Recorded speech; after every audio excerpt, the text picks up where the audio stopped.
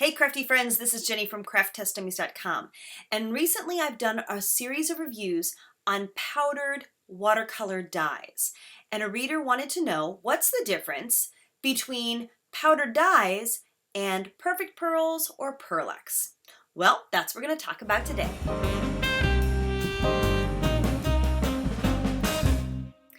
So recently I've done this series, and you might want to go back and look at those first, but products like Brusho, Colorburst, and Lindy's Magical Powders are all powdered dyes. So that means that a dye is a powdered color that has an affinity for what it's going on to. And when we mean affinity, it means that it really will soak into those fibers and permanently color them. Also think of things like RIT dye powder, perhaps, like for your fabric clothing. So when we talk about something though like a Pearl-Ex powder or a perfect pearls or even the primary elements, what we're talking about are ground up powdered pigments.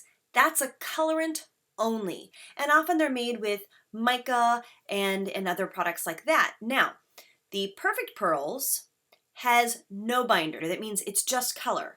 So in order for something it has to grab onto its substrate, it has to be mixed with something. Water to help it absorb, gum arabic to make it a watercolor paint, or mixed into acrylic gels or polymer clay even, but it's a colorant that has to be mixed into something else.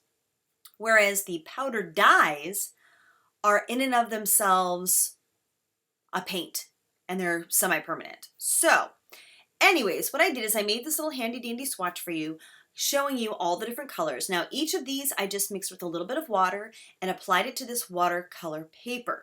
Now look what happens when we apply water, and I'm basically like dunking this and rinsing it just to show you what happens. I also added this little sample of magical powders so you could see the same thing. So basically, when we look at the before and the afters, the products like Primary Elements, Colorburst, and Brusho all stain the paper, whereas the Perfect Pearls and the Pearl-Ex basically are just on top and then they wash away. Now, the interesting thing about all of this is that there's no reason why you can't use the powders with each other. I was actually very surprised that the Primary Elements had such a good grab and stain powder for being a product that had a lot of mica and shimmer to it.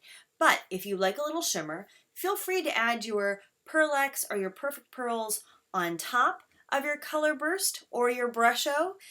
Mix and match. Now, I'm also guessing that for most of us, we are not going to be submerging our paper crafts in water and washing them out. So the water fastness may or may not be of interest to you.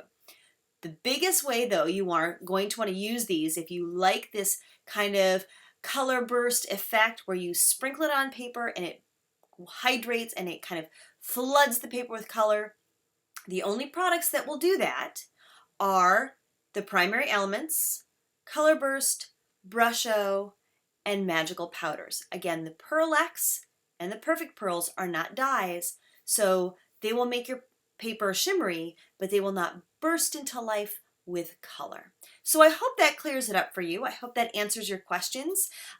Again, you can always mix and match. Also, I should mention that this is based on my research that I was able to do online. Your results may vary, you may get different information, but this is to the best of my knowledge. So again, thank you so much for watching. I hope it clears things up. I hope you keep playing and have a crafty day.